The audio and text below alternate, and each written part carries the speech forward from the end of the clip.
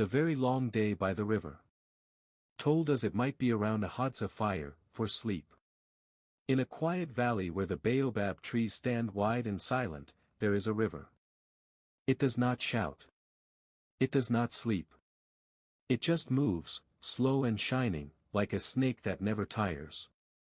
This is a story of one very long day by that river. It begins when the first bird called out to the dawn, and the mist curled over the water like breath from the mouth of the world. The sun was still hiding behind the far hills, but already the light was stretching its fingers across the valley floor. A boy named Nangu and a girl named Asha were awake. Not all the way awake, but enough to see the glow coming through the cracks of their grass hut. Enough to know the day had started moving, even if they had not. Their grandmother, old and quiet as the stones near the fire pit, was already up. She didn't speak much in the mornings, only hummed the same slow song she always hummed when she mixed the porridge.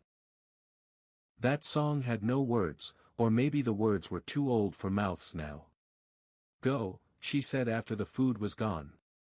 "Go to the river. Fish if there are fish. Watch if there are none." So they went. Nangu had a spear, not sharp enough for lion, but sharp enough for tilapia. Asha had a little bag made of bark string. She carried it proudly, even though it was empty. That would change, she said.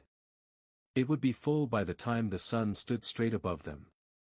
The path to the river wound between low brush and crooked trees. A lizard watched them pass, his sides pulsing with breath. A monkey clacked his teeth from a high branch, then forgot them. At the river, everything smelled wet and green. The water curled around the roots of fig trees and slid over stones smooth as sleeping skin. They waited. Nangu stood in the shallows, silent like a heron. Asha sat on a rock, watching dragonflies paint the air with their shiny wings. Time passed slowly, the way time always passes by the river. Nangu saw a fish. He didn't move. He waited. The fish came closer, then darted away. His arm dropped. "Too fast," he said. "It will come back," Asha said. "They always do." And she was right. Later, after more waiting and more stillness, the fish came again. This time Nangu struck. The water splashed, and for a moment it looked like he missed again, but when he pulled his spear up, the silver shape of the fish hung there, dancing in the sun. They whooped, not loudly, just enough to make the heron blink from across the water. One fish in the bag now. One shadow less in the river. But the day wasn't done. They ate wild berries from the edge of the reeds and watched a crocodile drift like driftwood. They saw a turtle the size of a cooking pot, and they followed its trail until it disappeared into thick grass. Asha found a feather and stuck it in her hair. Nangu found a cracked gourd and made it into a scoop for water. The sun climbed higher, then hung still and heavy in the blue sky. It was hot now. It was hot now. Even the wind had gone quiet. Everything in the world seemed to be sleeping, except the flies, and the river, and the two children who had decided that one fish was not enough. So they tried again. This time it was Asha's eyes that saw the shadow. She pointed. Nangu crept forward. Another fish. Another splash. Another moment of silence before the laughter came. Two fish in the bag. Now it was time. They turned back. The trees had shifted their shadows since morning.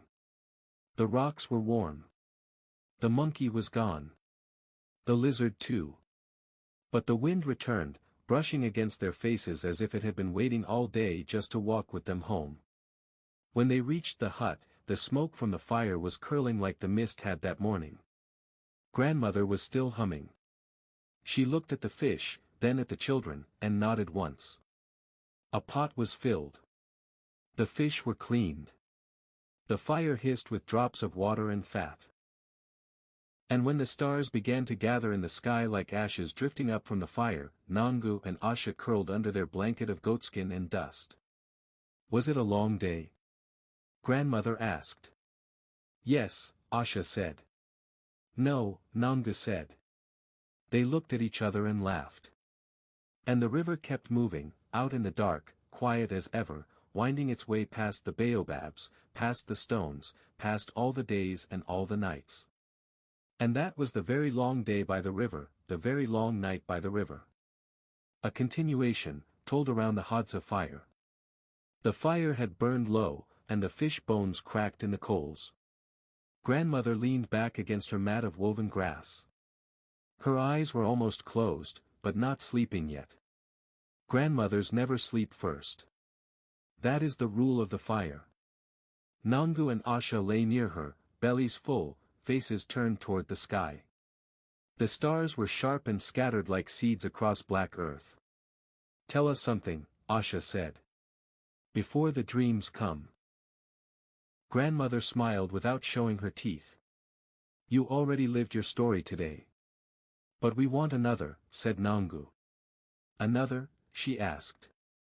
Then I will tell you a night story. A quiet one. The fire cracked. A night bird called once, then stopped. The wind shifted through the grass. And grandmother spoke. A long time ago, before your feet had touched this land, before my feet had even stood strong beneath me, there was a boy named Lebo who listened to the river more than to people. He listened when it was high from the rains. He listened when it whispered low in the dry season. He said the river had voices in it, old voices. Some laughed like children, some sighed like tired hunters, and one voice, he said, sang all the time. The people laughed. It's just water, they said. But Lebo didn't stop listening. One night, while the moon was small and the jackals were quiet, he heard a new voice. It was low and deep, like a drum played far away. It said only 3 words, come. Walk. Now. So Lebo got up. No one saw him go. He followed the river, barefoot and silent, with only the stars to guide him. He walked far. Past where the fish swim. Past where the frogs sing. Past where the river meets the stones that never move. There, under the biggest baobab, he found a woman made of water. Her hair flowed like reeds, her arms shimmered like moonlight on a pond.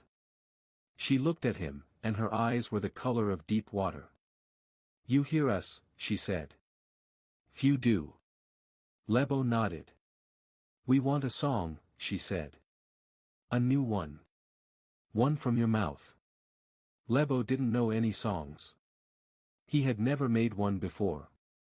But he opened his mouth anyway. And what came out was not a song he knew. It was a song the river had kept inside him, from all the years he'd listened. A song of fish scales and stone, of hippo bellows and dragonfly wings. A song of silence, and waiting, and driftwood dreams. When it was done, the woman nodded. She placed her hand on his chest. It felt cold and heavy and full of stars. Then she disappeared. Lebo woke at home. No one knew he had gone. But from that day, whenever he spoke, his voice sounded like water. And when he sang, only when the fire was very low and the moon was quiet, people stopped talking. Even the wind listened. That song was passed down, though we never sing it loud. It's for the night. It's for the river. It's for those who walk far enough to hear what most do not. Grandmother's voice faded. The fire had turned to glowing coals. Asha blinked slowly. Is that story true? She asked. Nangu didn't say anything. His eyes were already closed. Grandmother shrugged. You lived a day. Let Lebo live a night. Tomorrow, maybe you'll hear something new in the water. She looked into the flames, where the last bits of light danced. Sleep now. The river is still moving. And the stars turned above them, quiet and sure, as they always do. The morning the river spoke. Told at the fire, while the porridge is stirred. The coals were still warm from the night before. The sky was just beginning to turn pale, like a bird's egg cracked open to the morning. Grandmother stirred the pot. Nangu yawned without hiding it. Asha still had sleep in her eyes, the kind that clings like cobwebs. "The river is talking today," grandmother said softly. Asha sat up. "Is it speaking to us?" "Maybe," grandmother said. "But not in words. Not like ours." Nangu crawled closer to the fire. "Then how will we understand it?" Grandmother smiled. "With your feet. With your eyes. And if you're quiet enough, maybe with your chest." She tapped her own chest, right in the middle. "Stories go in here. Not just out of the mouth." They ate. The porridge was plain, but warm. The air smelled of dew and ash. Then they went, again, to the river. But something had changed. The water was higher, and it moved faster. The stones they stood on yesterday were now under water, and the tree where the dragonflies danced had a long ribbon of bark hanging from its branch, like a sign left by the wind. Asha pointed. The river grew. Nangu knelt and touched the edge. "It's colder." They sat and watched. And after a time, they began to notice things they hadn't before. There was a sound beneath the sound of water.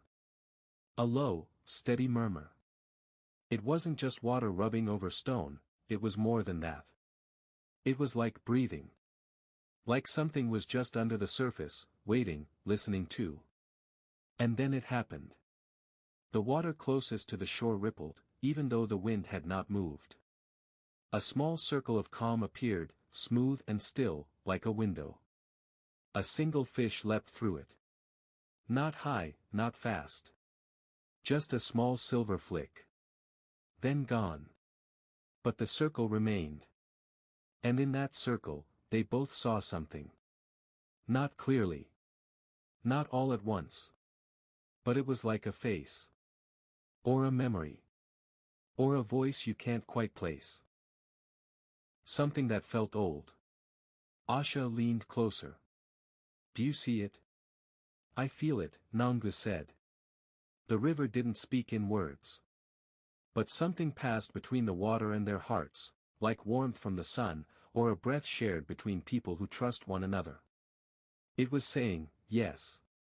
You are welcome here. Come often. Bring quiet.